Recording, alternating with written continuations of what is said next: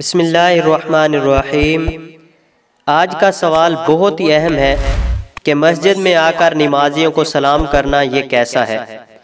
देखिए, इसका जवाब ये है कि मस्जिद में आकर सलाम करना मना है, क्योंकि जब लोग मस्जिद में नमाज के इंतज़ार में बैठे हों या नमाज अदा कर रहे हों या दीगर विर्दो वज़ाइफ में मशगूल हों तो ऐसे मौके पर सलाम करना ममनू है, यानी मना करार दिया गया है। और ऐसे लोगों को सलाम किया तो इन पर जवाब देना भी लाजिम नहीं है।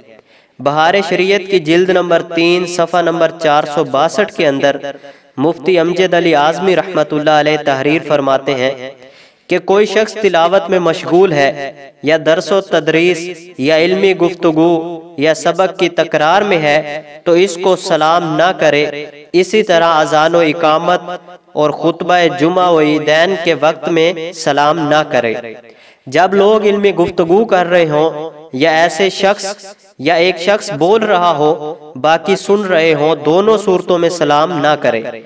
मसलन आलिम दीन बाज कह रहा है या दीनी मसले पर तकरीर कर रहा है और हाजिरीन सुन रहे हैं, आने वाला शख्स चुपके में आकर बैठ जाए और सलाम ना करे।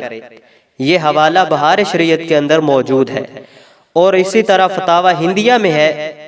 और इसीलिए फुक़हाए किराम ने फरमाया कि अगर इन यानी मस्जिद में बैठे हुए जाकिरीन वगैरह लोगों पर आने वाले ने सलाम किया तो इन्हें यानी इन्हें से मुराद जिन्हें सलाम किया गया इजाजत है कि वो इसका जवाब ना दें, ऐसे ही कुनिया में है। और ये फतावा हिंदिया की जिल्द नंबर 5 सफ़ा नंबर 325 के अंदर हवाला मौजूद है।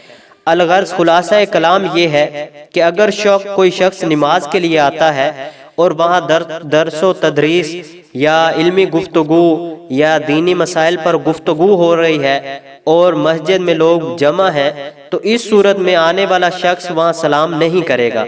इससे मना किया गया है क्योंकि उनकी तवज्जो वहाँ से हट जाएगी। इस वजह से सलाम करने से परहेज किया जाए। दुआ है अल्लाह अज़्ज़ा वजल हमें सही मानों में फ़िकी मसाइल को समझकर उन पर अमल करके आगे मज़ीद फैलाने की तौफ़ीक़ व अज़ीम अता फरमाए। व आखिरु दवाया अनिल हम्दुलिल्लाहि रब्बिल आलमीन।